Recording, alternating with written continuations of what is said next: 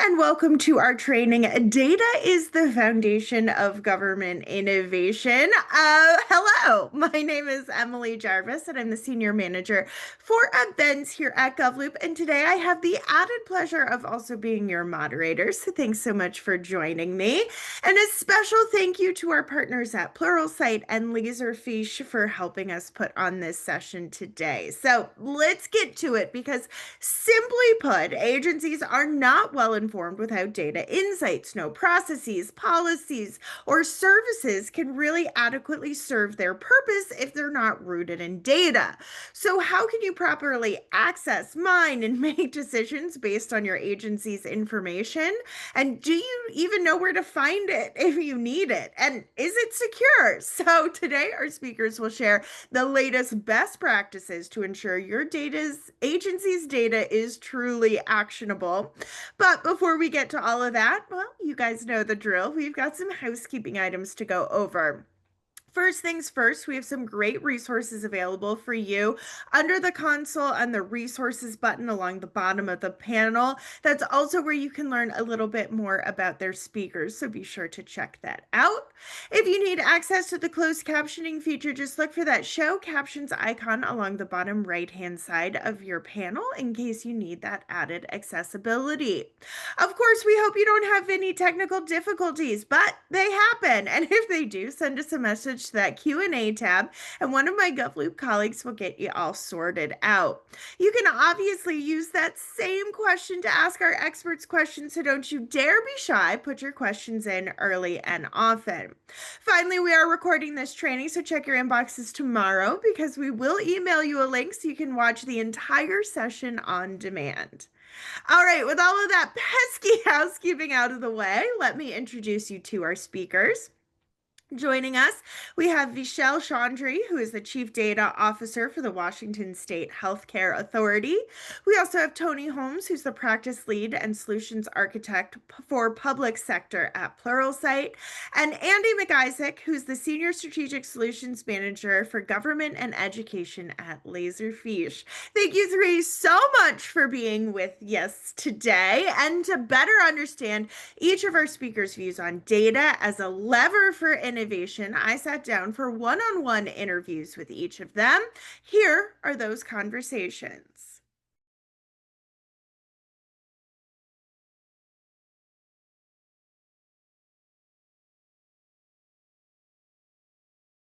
Here to talk about how data is foundational for government innovation is Vishal Chaudhry, who is the Chief Data Officer for the Washington State Healthcare Authority. Thanks so much for being with us today. Thank you for having me here. All right, so this session today is really about data's piece as part of innovation. But what does that actually mean from a practical standpoint? Any examples you can share about data as a piece of the puzzle when it comes to innovation? Let's talk about innovation first. Okay. When people think innovation, they think, oh, iPhone, Yeah. oh, quantum physics, oh, quantum computing, that's innovative. And it is, AI is innovative, no question about it. But when it boils down to it, innovation is all about learning from mistakes.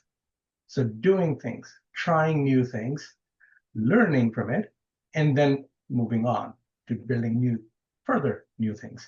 That is all hinged upon learning, and learning comes from information. So at the core of it, when we think innovation, we think about allowing folks to do what they want to do and collect data in the process so that we can learn from the results or the impact of what they do. And after about, sometimes a few dozen, sometimes a few hundred tries, something innovative comes out, right? So that's where I think the most or the simplest way to look at the connection between innovation and data is. Without data, it will be pure luck. Innovation will be equal to luck without data. Yeah. I love that idea too of innovation as not the snap of your fingers, or you see it a lot articulated as the light bulb moment, right? You have this idea that comes to you, and all of a sudden, everything is innovative and new and different. And I think that's it happens. It for sure happens on some occasions, but 90% of the time that's not how it happens. Innovation comes from, as you were talking about here, iterative trial and error, 1% better every single time, to see those improvements. And I really like the way you framed data as part of that. So, as agencies and governments at all levels here are looking at data as this foundational element, one of the things that can really go a long way to helping them is good data governance policies or practices in place. So, what are some of the ways that you've set up your data governance strategy to be as effective as it possibly can be? Yes, governance is a word that has that most people have a love-hate relationship with. Uh, Yeah. Um, I mean, governance implies that we're trying to pay attention to control or manage something, and no one likes to be controlled or managed. And that's so. I think we come at it from that perspective.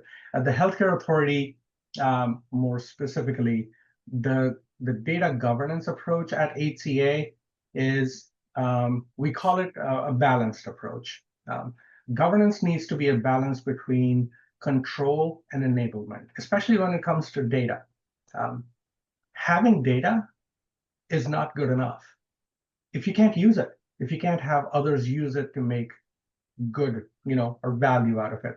Um, at the same time, because the healthcare authority deals with protected health information all the time, we need to have solid controls in place to make sure that the client's interests, the individual person's interests are protected, right? So we have a structure in place where, it's a committee structure when it comes to the execution of it.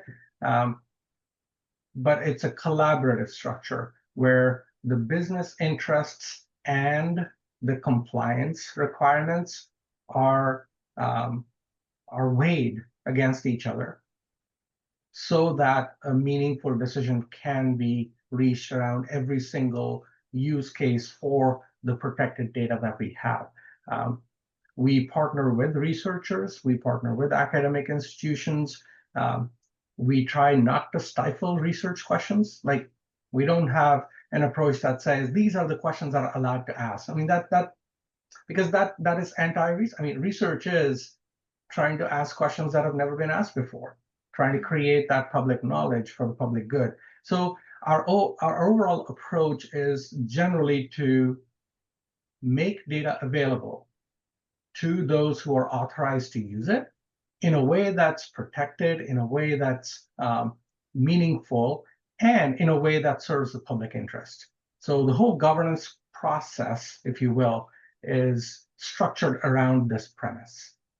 Gotcha. So you talked about what folks should do. What should they avoid? What shouldn't be in a data governance policy?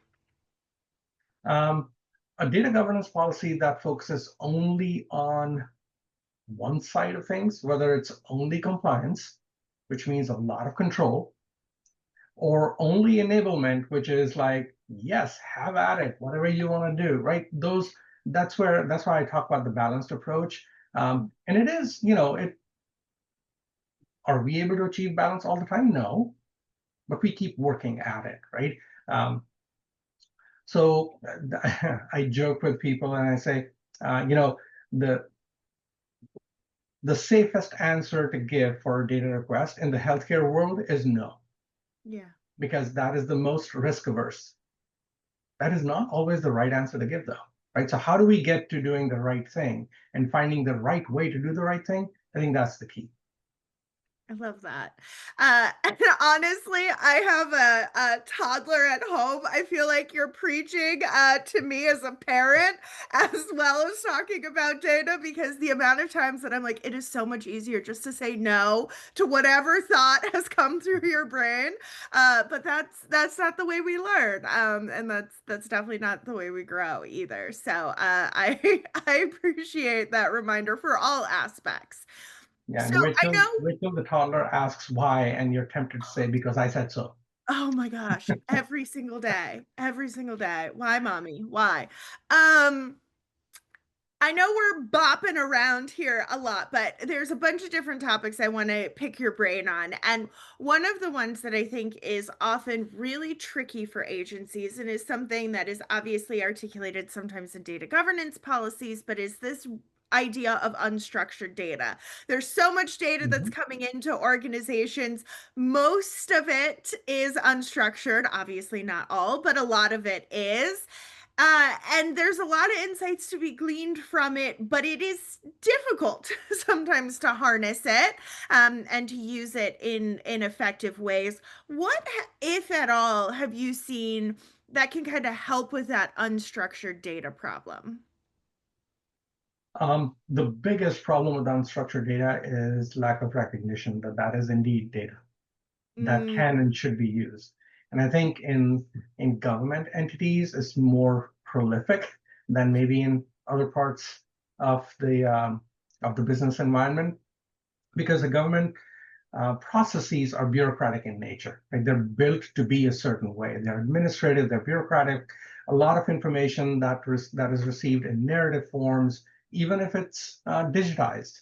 Like it mm, doesn't have to be like paper and pen. Even digital information comes in a form that's more free narratives, free text. Um, Recognizing that that is data, that that can be used in a meaningful way to inform, in our world, healthcare policy conversations, that is the first step. The next step is really getting an inventory on what all the agency has. How do we collect information from, let's say, subscribers or clients or those whom we serve? It's not only one particular method of gaining that information. We have multiple avenues. Um, do we have a recognition of what all exists so that we can then bring it together, then to glean insights from it? Um, in terms of tools and techniques, if anybody has ever used OCR, you know, that's what you're doing. You're trying to get data um, which is technically unstructured and making meaning of it. You put any natural language processing algorithm on it. Now you're getting to be a little more sophisticated in picking out certain, it can be as simple as searching for keywords in a document or sentiment analysis. So those are the ways in which unstructured data can and should be used. Step one, and I think that's where most entities are today, is recognition. Do we even know? Do we recognize that that is indeed usable data that we should be using? yeah. It's like the more you know, the more possibilities that are out there, and your challenges get even more difficult. So I appreciate that. All right, let's talk pain points. And you highlighted some there when it came to unstructured data. You also mentioned a few as we were talking about data governance strategies. But what are, as you're kind of looking holistically within your organization, where do you see some of the biggest pain points that are existing as agencies do what you were just talking about there a little bit with unstructured data? Take this raw information and turn it into something that's productive and useful. Where do you see the biggest pain points popping up in that kind of transition? I'll talk about maybe a couple of different aspects, and not necessarily pain points, but just the realities Yeah, that we yeah, have. sure.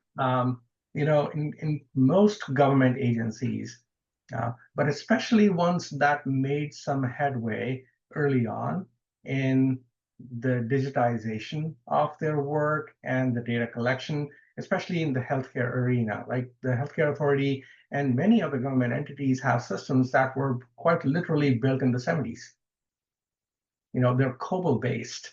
Um, we don't have many COBOL programmers who are actually alive anymore. And those systems, because they were working so great, have really not had the investments that were needed to upgrade them or replace them over time.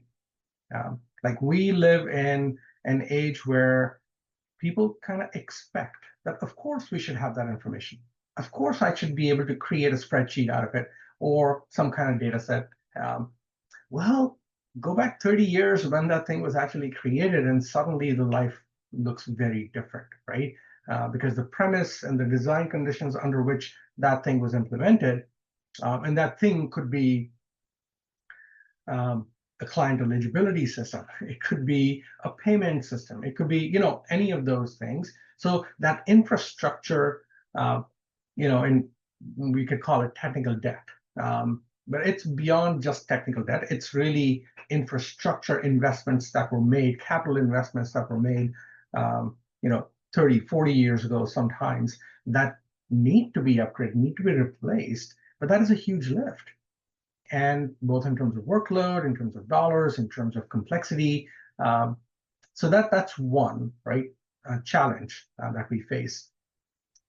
The other is on the flip side, there is so much data that when we talk about getting real insights, um, it's like saying, hey, take a drink of water and here's a bucket, and you dump the bucket on somebody, right? It's not going to quench their thirst. And that's how typically we present data to people. Like when we create dashboards, um, I joke with folks whom I work with that, we create dashboards, our analysts, brilliant people, create dashboards that can answer 50, 60 questions, because we want to make sure that whatever question you have, you can drill down and get to the answer. But it doesn't lend itself to insights for people unless that question is clarified. So the challenge here for us is to talk with those who we think can use the data and help them get to the questions that'll be meaningful for them to answer, right? And that is the key, because data is a means to an end. Data is not the end. Data should inform action. And the only way you can get to action is if people who want to use the data for action are actually clear about what questions they want to answer and where do they want to get to. So I would maybe paint it in those two perspectives. I think that's really helpful, because I wouldn't say your organization is alone in tackling those. We'll call them opportunities to improve. How about that? Opportunities to kind of grow there, because there's so much happening in this space. All right. Final question for you. And for this one, I think sometimes as we talk about these topics, they can seem a little esoteric, right? Like data, it's all floating around. Who knows what's happening with it?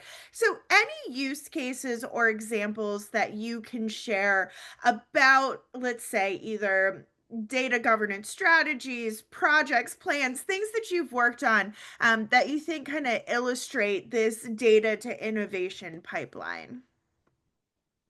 Well, I can share with you our experience in developing the Healthcare Authority's first data strategy. That was Okay. about 4 years ago. Um, we were the first state agency to develop a data strategy and publish it. And it took some work to help people understand what the data strategy meant, what having the data strategy would do and not do. It was a good exercise in bringing agency leadership along and helping them understand. It's easy to say, um, maximize the value of our data assets. Well, we started with asking the question, do people know what a data asset is? And that's where we started, right? So having that conversation as part of formulating a strategy is super important, probably more important than having a strategy on paper. Um, but we built the strategy, and the other thing we did was we built a strategic plan along with the strategy that was executing on the strategy. So we have 40 plus tactics associated with the strategy that at the time it was developed, um, everybody looked and that and said, "Oh my God, who's going to do this work? Where are we going to get the money?" Well, 4 years from then, here we are. We've actually executed on 90% of those tactics with Wow. no additional resources because it was all infrastructure related. It was about improving the infrastructure, not necessarily technology infrastructure, but the way we are structured in the agency to be able to leverage the data assets we have, starting from what the heck is a data asset, right? And now we're going to formulate the next 5 years of our data strategy, building on from what we have learned from the past, 4 years of work. And that's why I talk about innovation the way I do. It's about learning. It's about making visible what exists, keeping track of and being aware of what we're doing and what the impact is, and learning from it and doing better tomorrow what we did today, right? So in that way. Well, I appreciate you sharing all of your insights with us today. I learned some nuggets of wisdom here, and I know our attendees will as well. So thank you so much. Thank you for having me. For agencies to truly take advantage of data, they have to know how to use it. And closing the data skills gap isn't easy. So, my colleague John Monroe sat down with Pluralsight's Tony Holmes to understand how agencies are addressing that data skills gap. Here's what Tony had to say.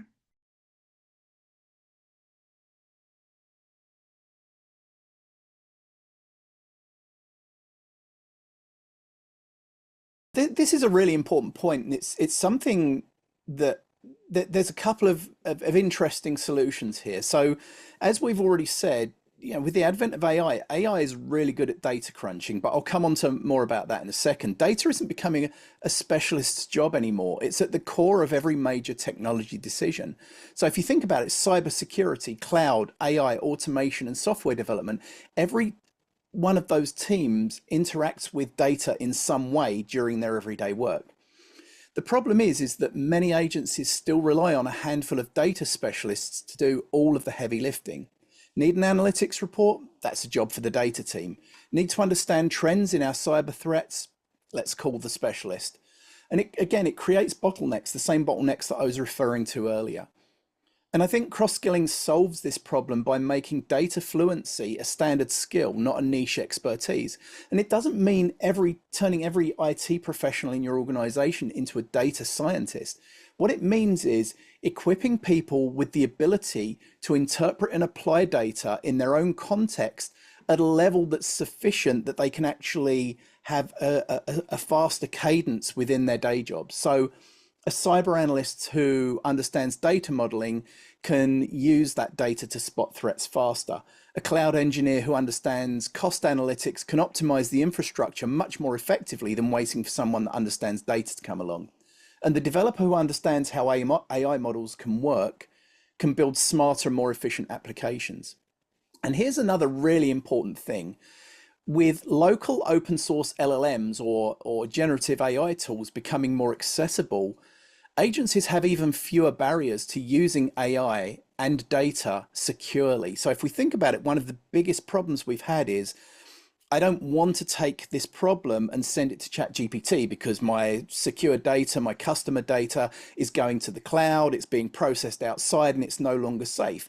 With the ability to download something like some of the open source LLMs like Llama and Deep Thought and Deep Think and things like that, what you end up with is the ability to have a local LLM that can actually do some data crunching for you without it ever leaving the confines of your agency space, which is a huge barrier being removed. So from that perspective, as generative AI continues to reshape how we process and interact with data, agencies that can invest in cross-skilling now will be far ahead of the curve, I think. Instead of just consuming reports, teams are going to be able to generate their own insights and act on that data in real time. And I think that's going to be the difference between a reactive workforce and an agency that sits there waiting for their data specialists to have bandwidth. Thanks so much, Tony and John, for walking us through that data skills gap problem. There is a lot of work to be done, but I appreciate you giving us some strategies to approach the problem head on.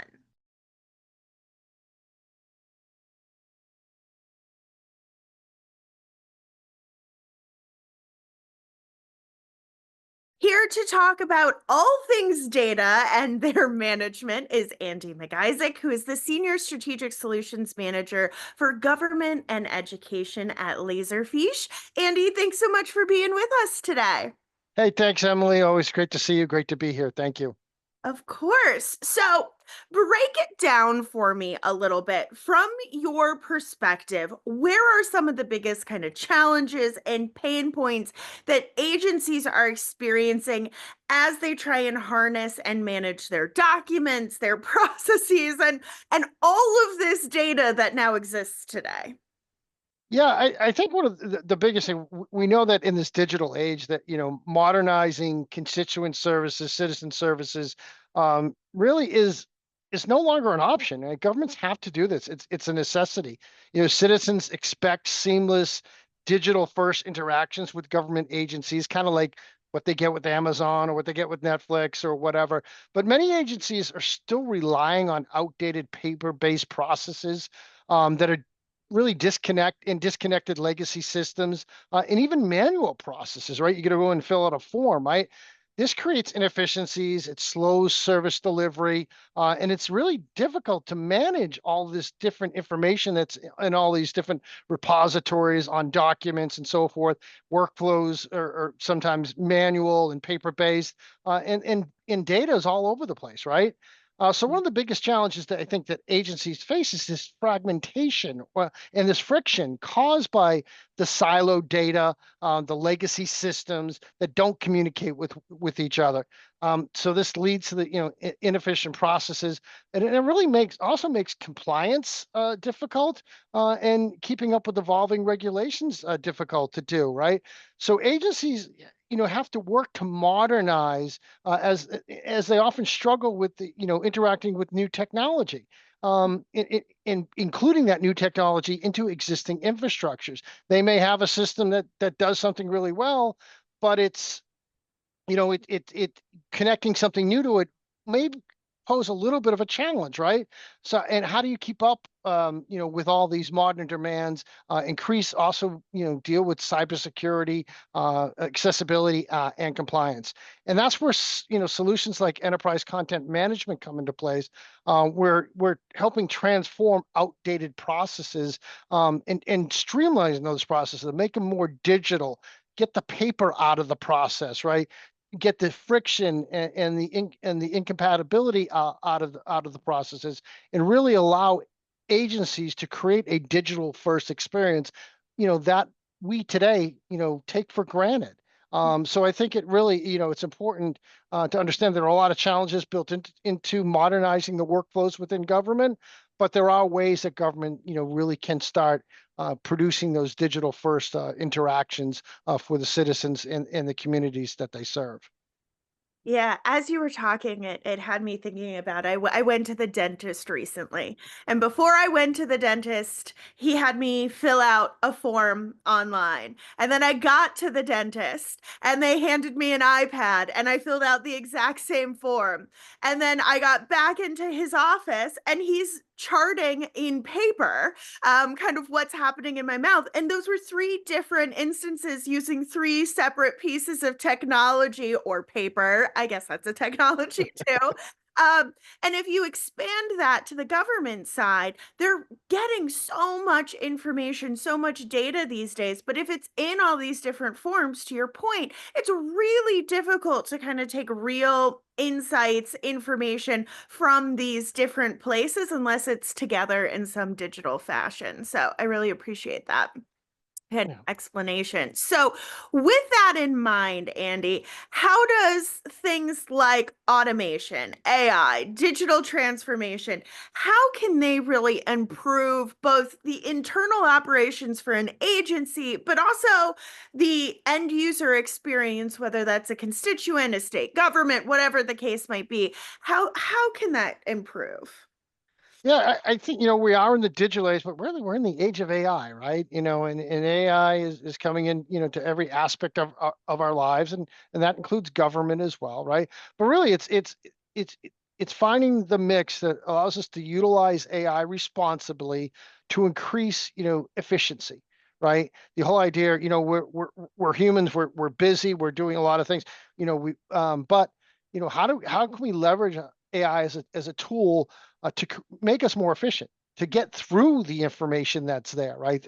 To help us glean the insight, right? So things like, what we do at Ladies and Fish, one of the things in our platform is, document summarization, right? The whole idea of being able to go through vast amounts of documents and summarize that information, right? And pull out the most important parts, and then present that information to whoever might need to use it to make a decision, to understand what's happening, right? So definitely, AI creates that opportunity for really improving efficiency. And I think, the more efficient our government is, that means that they can focus on other more important things, make better decisions, improve other things and so forth, provide more personalized service, right? That we all want, right? So AI, I think, creates that, that capability and really enables that digital transformation to happen and happen much more effectively. But the thing, remember, we're not taking humans out of the equation, right? Government is a business of people, right? People are still there. We're just helping make those people more effective, more efficient by allowing them to focus on higher level tasks. Thanks so much, Andy. I really appreciate you walking us through how data and modernization really fit together and the steps agencies need to take. I learned a lot, and so did our attendees. So, thank you so much for providing your insights for us today. I want to thank our wonderful speakers for sharing their insights with us today. Just a quick reminder that we have some great resources available for you to download. Be sure to check those out before you sign off. And like I said earlier, we will be sending you a link to the on-demand version of this training, so look for that in your inboxes tomorrow. But on behalf of GovLoop, Pluralsight, Laserfish, I hope you enjoyed today's session. And as always, we appreciate and value the work that you do. So thanks for taking the time out of your busy schedules to join us this afternoon. Have a great rest of your day, and we'll see you in our next training. Bye, everybody.